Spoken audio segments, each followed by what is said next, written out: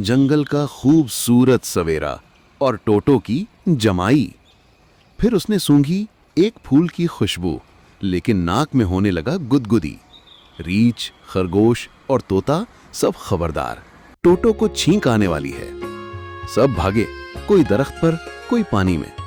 और फिर आया तूफानी छींक, पूरा जंगल उड़ गया। फिर क्या हुआ? बंदर की टोपी मगरमच्छ के सर पर।